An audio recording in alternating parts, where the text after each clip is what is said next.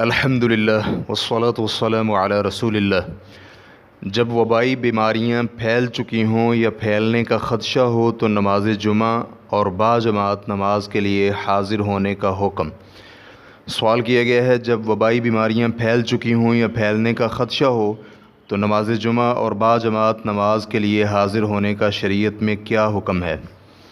الجواب بعون الوہاب۔ مملکت سعودی عرب میں علماء کرام کی سپریم کونسل نے اپنا فیصلہ نمبر 246 بتاریخ 16 رجب 1441 ہجری کو جاری کیا، جس کے متن کا ترجمہ کچھ یوں ہے: تمام تعریفیں اللہ کے لیے ہیں جو کہ تمام جہانوں کو پالنے والا ہے۔ درود و سلام نازل ہوں ہمارے نبی محمد صلی اللہ علیہ وآلہ وسلم، آپ کی آل اور آپ کے تمام صحابہ پر۔ حمد و صلوات کے بعد علماء کرام کی سپریم کونسل نے 16 رجب 1441 ہجری بروز بدھ ریاض میں منعقد ہونے والے اپنے 24ویں غیر معمولی اجلاس میں پیش کردہ ایک مسئلے پر غور و فکر کیا ہے کہ جب وبائی امراض پھیل چکی ہوں یا پھیلنے کا خدشہ ہو تو نماز جمعہ اور باجماعت نماز ادا کرنے کی رخصت ہے۔ چنانچہ تمام اسلامی شرعی نصوص، مقاصد شرعیت، قواعد شرعیت اور اس مسئلے کے متعلق اہل علم کی گفتگو کو پرکھ کر علماء کرام کی سپریم کونسل یہ بیانیہ پیش کرتی ہے: اول، وبائی مرض سے متاثر شخص پر جمعہ یا نماز باجماعت کے لیے مسجد میں حاضر ہونا حرام ہے، کیونکہ رسول اللہ صلی اللہ علیہ وآلہ وسلم کا فرمان ہے بیمار کو تندرست شخص کے پاس نہ لایا جائے، متفق علیہ۔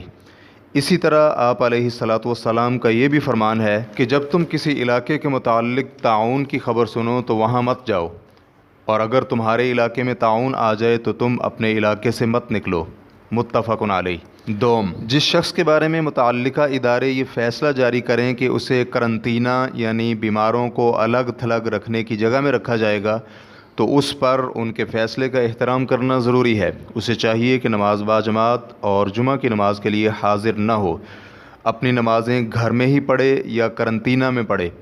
اس کی دلیل شرید بن سوید ثقفی رضی اللہ عنہ بیان کرتے ہیں کہ بنو ثقیف کے وفد میں ایک کوڑ زدہ شخص تھا، تو نبی علیہ الصلاۃ والسلام نے اس کی طرف پیغام بھیجا کہ ہم نے تجھ سے بیعت کر لی ہے، تم ہماری طرف نہ آؤ، واپس چلے جاؤ۔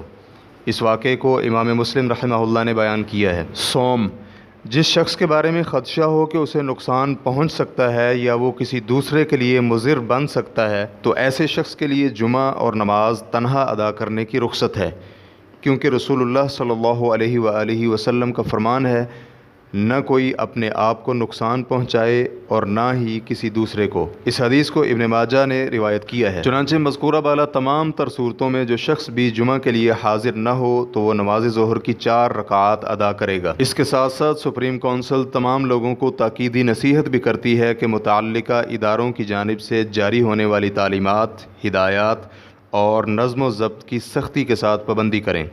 ساتھ ہی یہ بھی تاکید کرتی ہے کہ تمام لوگ تقوی الہی اپنائیں، اللہ سبحانہ و تعالیٰ کی بارگاہ میں گڑ گڑا کر دعائیں کریں کہ اللہ سبحانہ و تعالیٰ اس وبا کو رفع فرما دے۔ فرمان باری تعالیٰ ہے وَإِن يَمْسَسْكَ اللَّهُ بِضُرٍّ فَلَا كَاشِفَ لَهُ إِلَّا هُوَ وَإِن يُرِدْكَ بِخَيْرٍ فَلَا رَادَّ لِفَضْلِهِ يُصِيبُ بِهِ مَن يَشَاءُ مِنْ عِبَادِهِ وَهُوَ الْغَفُورُ الرَّحِيمُ۔ اور اگر اللہ تعالیٰ آپ کو کوئی تکلیف پہنچانا چاہے تو اس کے سوا کوئی اسے دور کرنے والا نہیں، اور اگر آپ سے کوئی بھلائی کرنا چاہے تو کوئی اسے ٹالنے والا نہیں۔ وہ اپنے بندوں میں سے جسے چاہے اپنے فضل سے نوازتا ہے اور وہ بخشنے والا اور رحم کرنے والا ہے۔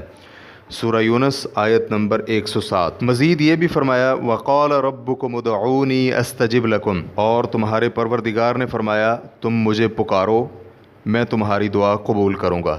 سورۃ الغافر آیت نمبر 60۔ وصلی اللہ علی نبینا محمد وعلی آلہ وصحبہ اجمعین۔ اسلام QA ریکارڈنگز مؤسسۃ الشیخ محمد صالح المنجد، المملکۃ العربیۃ السعودیہ، فتویٰ نمبر 333514۔ والسلام علیکم ورحمۃ اللہ وبرکاتہ۔